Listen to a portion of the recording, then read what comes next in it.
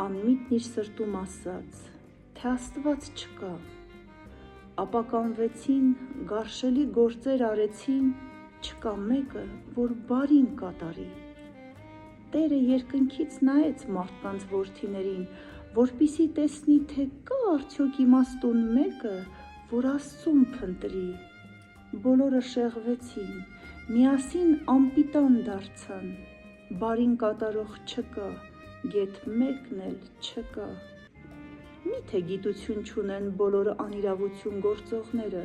որոնք հաց ուտելու նման իմ ժողովրդին են ուտում ու Տիրոջը չեն կանչում։ Ահա նրանք մեծ վախի մեջ են, քանի որ Աստված արդարների սերնդի մեջ է։ Աղքատի խորհուրդն ամոթ համարեցիք, որովհետև նրա ապավենը Տերն է։ Երանի թե Սիոնից գար Իսրայելի փրկությունը,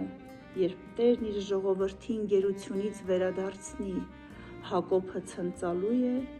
ու Իսրայելն ուրախ է լինելու։ Ամեն։